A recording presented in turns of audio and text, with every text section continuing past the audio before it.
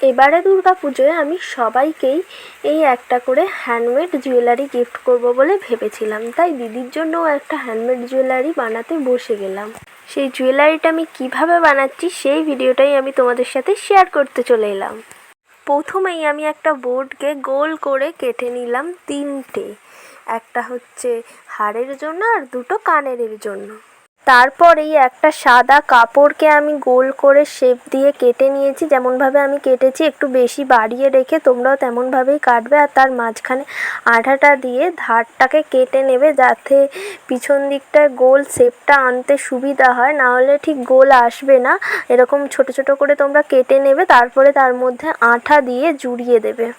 তারপরেই একটা fabric colour নিয়েছি, আমি এখানে ক্যামেলের ফেব্রিক কালার নিয়েছি, রেড কালারটা নিয়ে এখানে রেড রঙটা করে দিচ্ছি পুরো এটাতে, গোলগুলোতেও আর কানেরগুলোতেও। তারপরে এই লাল রঙটা একটু শুকিয়ে যেতেই আমি বসে গেলাম তার ওপরে কিছু নকশা করতে।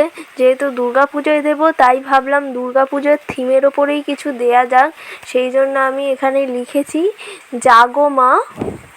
আমার এই জুয়েলারিটা কেমন হয়েছে অবশ্যই তোমরা কমেন্ট করে জানাও, আর যদি তোমরা চাও তাহলে বানিয়েও ফেলতে পারো আমার ভিডিওটা দেখে এরকম একটা সুন্দর জুয়েলারি। আর যদি তোমরা চাও আমাকে অর্ডার করতে তাহলে তোমরা কমেন্ট করে জানাও আমাকে যে তোমরা অর্ডার করতে চাও, আমি তোমাদের বলে দেব যে তোমাদের কিভাবে অর্ডার করতে হবে। দেখো, কথা বলতে বলতে আমার লেখা প্রায় কমপ্লিট। এবার আমি শিউলি ফুল আর চোখের জন্য ডিজাইনটা করে নিচ্ছি। কিন্তু আমার এখানে একটা সমস্যা হয়েছিল, যেটা তোমাদেরও হতে পারে, আমি তাই তোমাদের আগে থেকেই বলে দিচ্ছি। শিউলি ফুলগুলো সব তো ঠিকঠাক হয়েই গিয়েছিল, শুধু মাঝের যে অরেঞ্জ কালারটা, ডাঁটির কালারটা দিতে গিয়ে আমি পড়েছিলাম একটা সমস্যায়। আমার অরেঞ্জ কালারটা আমি খুঁজে পাচ্ছিলাম না, সেই জন্য দুটো কালার মিক্স করে আমি অরেঞ্জ কালার করতে চেয়েছিলাম, ইয়েলো আর রেড।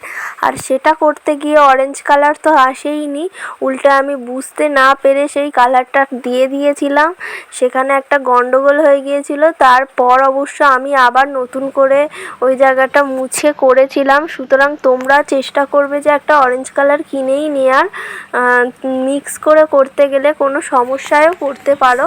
এবার যারা তোমরা ভালো মিক্স করতে পারো তারা করতে পারো। আর আমার হচ্ছে সেদিনে কারেন্ট চলে গিয়েছিল, আমি বুঝতে পারিনি মিক্সিংয়ের কালারটা যে অন্য হয়ে গেছে, সেই জন্য। তারপর দেখো আমি একটা করে কড়ি সেট করে দিচ্ছি, এক হাড়ে একটা আর কানেরে দুটো, কানেরে দুটো একটা করেই দিয়েছি যাতে দেখতে আরও ভালো লাগে, সিম্পল লাগে। পরেই দেখো আমি এখানে একটা টার্সেল করে নিয়েছি উল দিয়ে, আর সেই টার্সেলটা গিট বেঁধে নিয়েছি, সবগুলো একসাথে গিট বেঁধে নিয়ে একটা ছুঁচের সাহায্যে একটা সুতো দিয়ে আমি যেভাবে সেট করছি যেন ওই ফুটে ছুঁচটা ফুটে না যায় এমনভাবেই গাঁথতে হবে। গেঁথে এভাবে তোমরা করে নেবে, তাহলে দেখবে খোলার চান্সটা থাকবে না। আঠা দিয়ে করলে কি হয়, খুলে যেতে পারে, সেক্ষেত্রে একটু প্রবলেম হয়, সেই জন্য আমি এইভাবে সেট করে নিচ্ছি যাতে না খুলে যায়। সাইডগুলোতেও দেখো ওপরটাতে আমি সাদা সুতো দিয়ে একটু সেট করে দিয়েছি দুধার থেকে, যাতে সুতোটা সরে না যায়, সরে যেতে পারে, সেই জন্য সরে না যাওয়ার জন্য পুরোপুরি প্রপার জায়গায় সেট করে নিয়েছি। তারপরেই আঠা দিয়ে একটা কাপড় ওর ওপরে বসিয়ে দিচ্ছি। তারপরেই দেখো আমি পমপম বল নিয়ে নিয়েছি, উল দিয়ে তৈরি করেছি, এগুলো আগে থেকেই আমি তৈরি করে রেখেছিলাম। আর এগুলো টার্সেলটার মধ্যে একটা কাঠির সাহায্যে ঢুকিয়ে দিচ্ছি যাতে খুব সহজেই ওটা ঢুকে যায়। এই যে দেখো আমার এই সুন্দর জুয়েলারিটা রেডি হয়ে গেছে, আর এটা একদম সাদা বা লাল শাড়ির সাথে অসাধারণ লাগবে, তোমরা দেখেই বুঝতে পারছো। কোনো লাল সাদা শাড়ির সাথে এটা দারুণ যাবে, বা শুধু লাল শাড়ির সাথেও এটা দারুণ লাগবে, বা শুধু সাদা শাড়ির সাথেও এটা খুব ভালো লাগবে। তোমরা চাইলে বানিয়ে নাও এটা। আর এই যে দেখো এখন যে জুয়েলারিটা দেখতে পাচ্ছ, এই জুয়েলারিটাও আমি সেম পদ্ধতিতে বানিয়েছি, এর কোনো ভিডিও আমার নেওয়া হয়নি বানানোর সময়।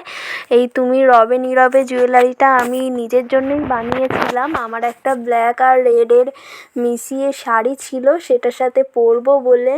তোমরা জানিও এটাও কেমন হয়েছে। আর ভিডিওটা যদি ভালো লেগে থাকে তাহলে like, comment, share and subscribe করে দাও চ্যানেলটাকে। আর যারা ফেসবুক থেকে দেখছো তারা আমার পেজটাকে ফলো করে দাও। টাটা।